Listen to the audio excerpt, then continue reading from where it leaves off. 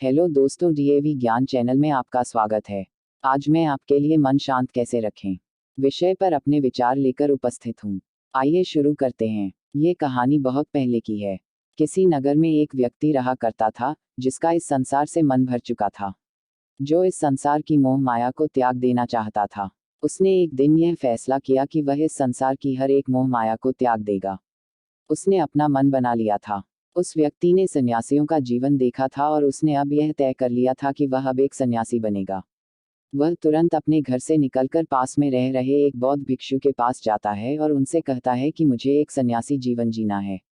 मैं इस संसार की मोह माया को त्याग देना चाहता हूँ। इस पर वह बौद्ध भिक्षु उस सन्यासी से कहते हैं कि क्या तुम सच में सन्यासी का जीवन जीना चाहते हो। इस पर वह व्यक्ति उस बौद्ध भिक्षु के सवालों का जवाब देता है और कहता है, जी बिल्कुल। वह व्यक्ति कहता है, मैंने तय कर लिया है कि अब मुझे इस संसार की मोह माया को त्यागना है। उस वृद्ध की बात सुनकर बौद्ध भिक्षु कहते हैं, तो ठीक है, लेकिन तुम्हें मेरी एक बात माननी होगी। इस पर वह व्यक्ति कहता है कि मैं आपकी सारी बात मानने को तैयार। इस पर वह बौद्ध भिक्षु उस व्यक्ति से कहते हैं कि आज के बाद तुम मुझसे कभी नहीं मिलोगे। जब मुझे जरूरत होगी तब तुम्हें खुद ही बुला लूंगा। हमारे आश्रम में 1000 सन्यासी रहते हैं। तुम्हें उन्हीं की तरह रहना है और उन्हीं की तरह खाना है। उन्हीं की तरह वस्त्र पहनना होगा और ठीक वैसा ही जीवन जीना होगा जैसे कि वे सब जी रहे हैं। इस पर वह व्यक्ति कहता है कि ठीक है गुरुवर, मैं तैयार हूँ। इतना कहकर वह व्यक्ति उस बौद्ध भिक्षु को प्रणाम करता है और वहां से आश्रम की ओर चला जाता है। आश्रम में जाने के बाद उसे एक कमरा मिलता है। वहां जाकर चुपचाप बैठ जाता है। आश्रम में रहने वाले सभी लोग उसे चावल कूटने का काम दे देते हैं। वह व्यक्ति उन 1000 सन्यासियों के लिए हर रोज चावल कूटने का काम करने लगा। इसी तरह उसका जीवन व्यतीत होने लगा।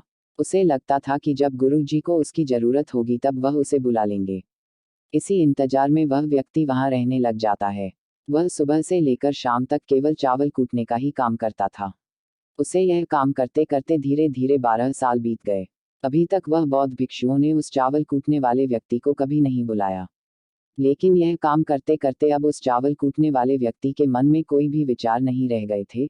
ना ही कोई अड़चन और ना ही कोई समस्या उसके मन में पनप रही थी। 12 सालों के बाद वह बौद्ध भिक्षु बूढ़े हो चुके थे। उन्हें लग चुका था कि अब उनका अंतिम समय आ चुका है और उन्हें अपना एक उत्तराधिकारी चुनना होगा। इसीलिए उन्होंने पूरे आश्रम में घोषणा करवा दी कि जो कोई भी मेरा उत्तराधिकारी बनना चाहता है, वह देर रात में मेरे कमरे के बाहर 4 पंक्तियां लिखकर जाएगा और उसे उन पंक्तियों में बताना होगा कि जीवन जीने का सही तरीका क्या है। इस जीवन को किस तरीके से जीना सही है। इस जीवन का सत्य लिखना होगा, लेकिन एक बात याद रखना, उसे खुद के अनुभव के द्वारा लिखना होगा।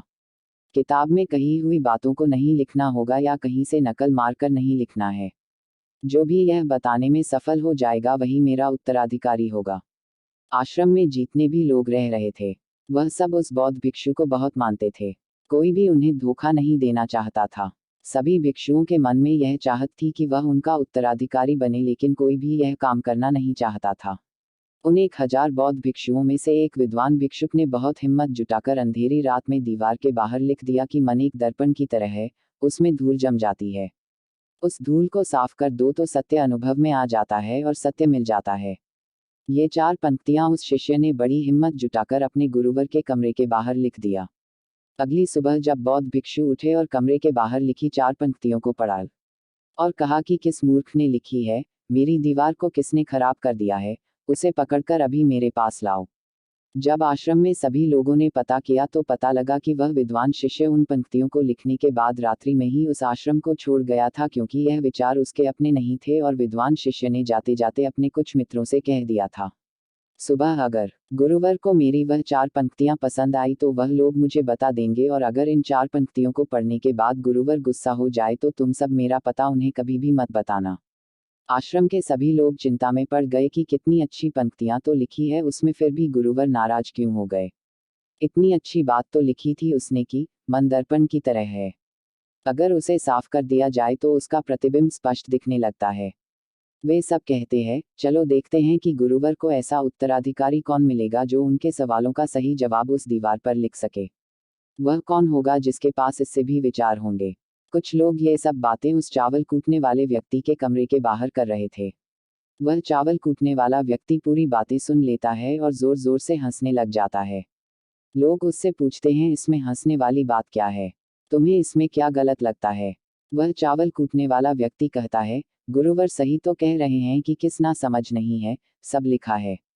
इस पर वैसे लोग गुस्सा हो जाते हैं और उस चावल कूटने वाले से कहते हैं कि तुम्हें क्या पता?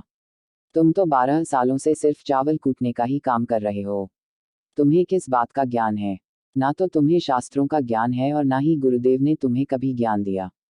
अगर तुम्हें इतना ही ज्ञान है तो तुम ही क्यों नहीं अच्छे शब्द बता देते? वह व्यक्ति हंसते हुए कहता है कि ठीक है, मैं जरूर बता दूंगा, लेकिन इतने सालों से मैंने लिखने का अभ्यास नहीं किया हूं तो लिखना मैं भूल गया हूं। मैं बातों को जरूर बता दूंगा, लेकिन किसी को मेरी बातें लिखनी होगी और यह भी याद रखना कि मुझे उत्तराधिकारी बनने का कोई भी शौक नहीं है। इस पर वो लोग कहते हैं, तो ठीक है, क्या लिखना है बताओ? वह चावल कूटने वाला व्यक्ति कहता है, तो लिखो जो मैं बता रहा हूँ। कैसा दर्पण, कैसी धूल, ना कोई दर्पण, ना कोई धूल, जो इसे जान लेता है वह सत्य को प्राप्त हो जाता है।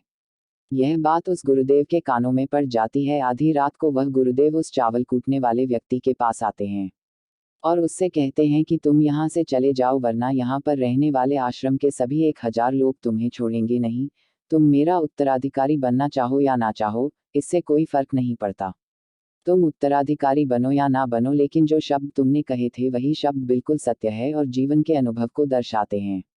इसलिए मन ही मन में तुम्हें अपना उत्तराधिकारी मान लिया हूँ, और अगर यह बातें उन 1000 आश्रम वाले लोगों तक पहुँच जाएंगी तो वह सब तुमसे जलने लगेंगे और तुम्हें चोट पहुँचाएंगे। ये लोग बर्दाश्त नहीं कर पाएंगे।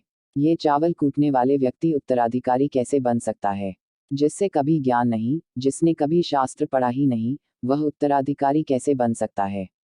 वह भला कैसे सत्य को प्राप्त कर सकता है? और यहाँ पर शास्त्र जानने वाले सभी लोग सिर पीटते रह जाएंगे। इसलिए तुम यहाँ से चले जाओ कहीं और अपनी दुनिया बनाओ और वहाँ के लोगों को ज्ञान से भर दो। इस पर महात्मा बुद्ध ने भी अपने एक शिष्य से कहा था, उस दिन से तुम्हें सत्य का अनुभव हो जाएगा। तुम सत्य का अनुभव करोगे, खुद को भी और इस ब्रह्मांड का समझ पाओगे, और यही बुद्धत्व प्राप्ति का पहला कदम है।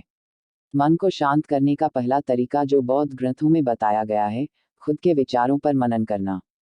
इन्हें अच्छे से समझना कि आखिर आपके अंदर कौन से विचार उत्पन्न हो रहे हैं। आपके अंदर आखिर क्या चल रहा है, उन्हें अच्छी तरीके से और जागरूकता के साथ समझने की कोशिश करना। अपने विचारों को दबाने की कोशिश करना। अगर आप अपने मन के विचारों को दबाने की कोशिश करते हैं तो यह गलत होगा, जिसकी वजह से मन और तेजी से भटकने लगेगा और बार बार भटकेगा। लेकिन जब भी आपको लगने लगे कि आपका मन बहुत तेजी से भटक रहा है तो तुरंत आप उस पर ध्यान देना शुरू कर दें। उसको जागरूकता के साथ देखें और अपने विचारों पर ध्यान दें। निरंतर प्रयासों के बाद आप पाएंगे कि आपके अंदर विचारों को जागरूक होकर देखने की एक आदत सी लग गई है। लेकिन उसी के साथ आप यह भी देख पाएंगे कि आपके मन में बुरे विचार अत्यधिक उत्पन्न हो रहे हैं। आपके मन में जो भी विचार उत्पन्न हो रहे हैं, वह सकारात्मक भी हो सकते हैं और नकारात्मक भी। उनसे आपको कोई भी छेड़खानी नहीं करनी है, बस आपको अपने प्रयास पर काम करते रहना है। लेकिन यह अभ्यास आप लगातार करते रहे हैं तो एक समय आने के बाद आप अपने विचारों को नियंत्रित करने में सफल हो जाएंगे और उसे रोक भी सकते हैं। तब जाकर आपको असली शांति और सुकून की प्राप्ति हो जाएगी। तब आपको किसी भी प्रकार की चिंता नहीं सताएगी, क्योंकि आप खुद पर विजय प्राप्त कर लिए हैं। आप अपने विचारों को नियंत्रित कर सकते हैं। दोस्तों, इस वीडियो में बने रहने के लिए सच्चे दिल से आपका बहुत बहुत आभार। ऐसी ही अन्य वीडियो पाने के लिए कृपया मेरे चैनल को लाइक एवं सब्सक्राइब करें।